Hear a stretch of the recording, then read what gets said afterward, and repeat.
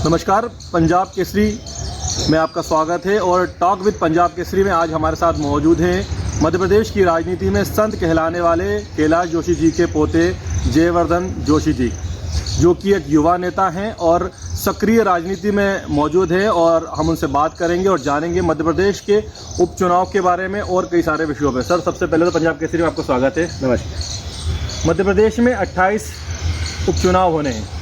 आप युवा मोर्चा को बिलोंग करते हैं, आपने कई सारी विधानसभाओं को भी देखा है, क्या लग रहा है आपको? जी, युवा मोर्चा पूरी ताकत से हर विधानसभा पे लगा हुआ है। हमारे प्रदेश अध्यक्ष डॉक्टर अभिलाष पांडे जी के नेतृत्व में हमने उपचुनाव व्यवस्था समन्वय समिति बनाई है।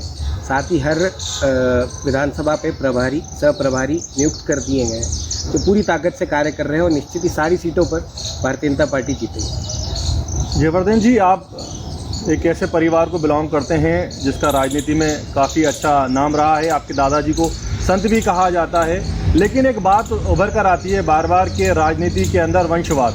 तो कहीं ना कहीं आप भी एक बड़े राजनेता के पोते हैं, तो क्या कहेंगे इस पर आप?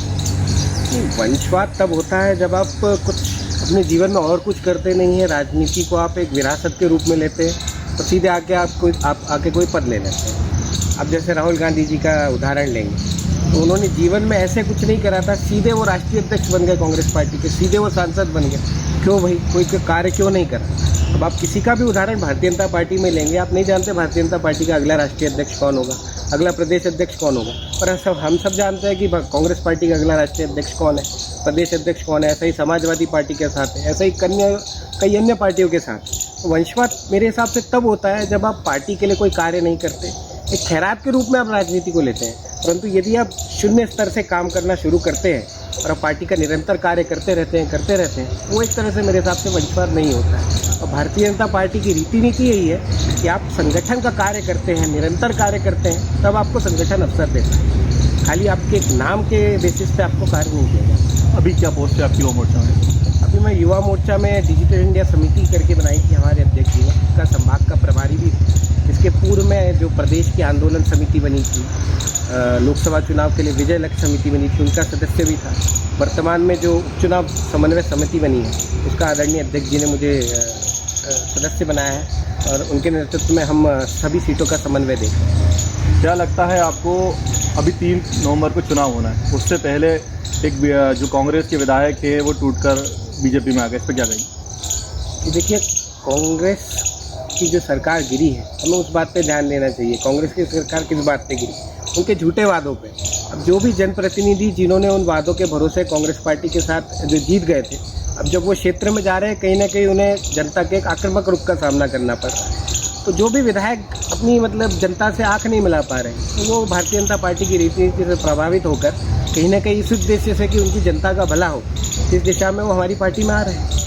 ये देखा जा रहा है चुनाव प्रचार में कमलनाथ अकेले दिखाई दे रहे हैं, वहीं जो बीजेपी है उसमें 7 से 8 बड़े नेता इंक्लूडिंग शिवराज सिंह चौहान सीएम जो हैं वो भी दिखाई दे रहे हैं। इस पर क्या कहेंगे? ये तो हमारे लिए बहुत अच्छी बात है कि भारतीय जनता पार्टी में इतने नेता हैं प्रदेश में जो घूम सकते हैं, एकजुट होकर सब एक साथ दिख रहे हैं। कोई यहाँ कर रहा है, कोई वहाँ कर रहा है, लेकिन कांग्रेस में अकेले कमलनाथ दिख रहा है। इस पर क्या कहेंगे? कांग्रेस पार्टी हमेशा से ही गुटों में बटी रही। आपने देखा है अभी जो सरकार गिरी है वो भी गिरी किस विषय पे है, किस कारण से गिरी है? अलग अलग गुटों में रहते हैं। सिंधिया जी को अगर उनके हिस्से का मान सम्मान मिल जाता, मुझे नहीं लगता है सरकार गिरती।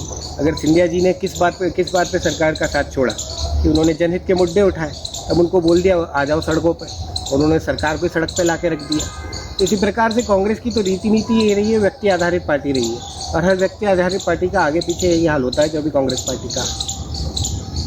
जो पूर्व सीएम कमलनाथ ने एक बयान दिया था, जिसके बाद उनकी काफ़ी आलोचना हुई है, सोशल मीडिया पर भी हुई है और नेताओं स्तर पर भी हुई है। वहीं उनके राष्ट्रीय अध्यक्ष ने भी कुछ बोल दिया, लेकिन फिर भी वो नहीं मान रहा। उस पर क्या कहेंगे? जी, वो तो कमलनाथ जी बहुत ही मेरे लिए तो सम्माननीय है, परंतु मेरे हिसाब से उनको ऐसा नहीं बोलना चाहिए। आप जब राजनीतिक क्षेत्र में हैं, आपको आपके शब्दों की मर्यादा का ध्यान रखना चाहिए।